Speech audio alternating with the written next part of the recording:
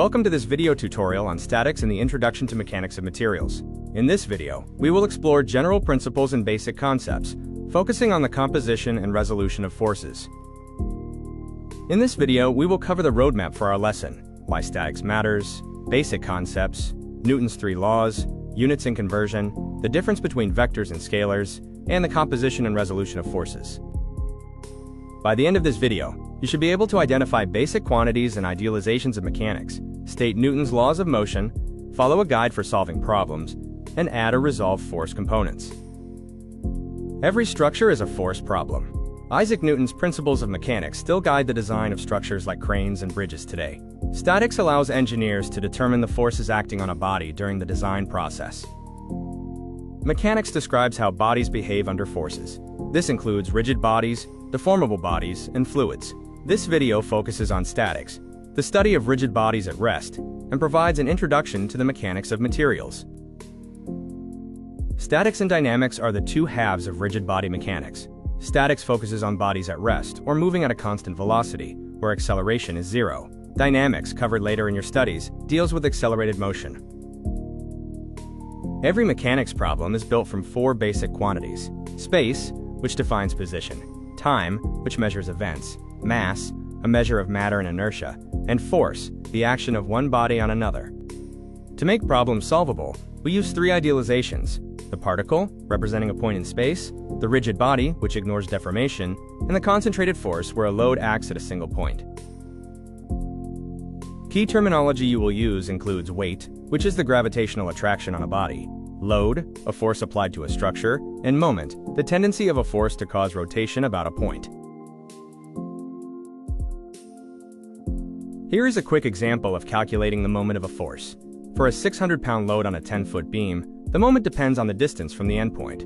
Note the sign convention used for clockwise and counterclockwise rotation. Newton's 3 laws are the backbone of this course. The first law, equilibrium, is our primary focus, as we look for forces that make the resultant equal to 0. The second and third laws describe acceleration and action-reaction pairs. Because F equals ma length, time, mass, and force, units are critical. The SI system uses meters, seconds, kilograms, and newtons, while the FPS system uses feet, seconds, slugs, and pounds. Always carry your units through calculations. Distinguishing between vectors and scalars is essential. Vectors, such as force and velocity, require both magnitude and direction. Scalars, like mass and temperature, require only magnitude. Complete vector notation requires 4 specific pieces of information. The parallelogram law is the fundamental rule for force vectors. 2 forces on a particle can be replaced by a single resultant force.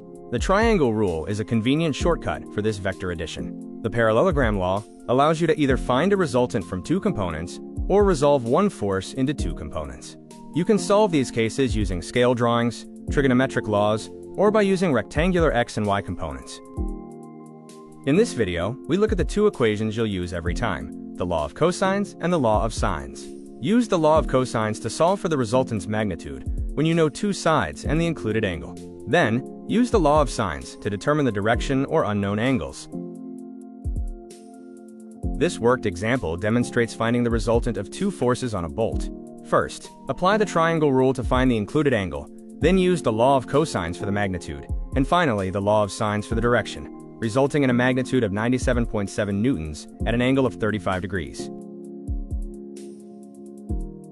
In this second example, we resolve a known resultant into 2 tensions for tugboats. Part A uses the law of sines to find tensions given an angle, while Part B shows that the tension in rope 2 is minimized when the 2 ropes are perpendicular, leading to a 60-degree angle. Follow this general procedure for analysis for every mechanics problem. Read the problem carefully, draw a free body diagram, apply the relevant mathematical principles, solve to 3 significant figures, and finally, perform a sanity check on your answer by substituting it into an unused equation. To recap, statics studies bodies at rest or moving at constant velocity. Remember that particles have no size, Newton's first law is fundamental to equilibrium, unit consistency is vital, and vectors always require both magnitude and direction.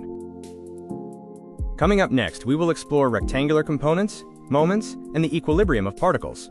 Before our next video, make sure to practice resolving forces using both the law of sines and cosines, as well as rectangular components.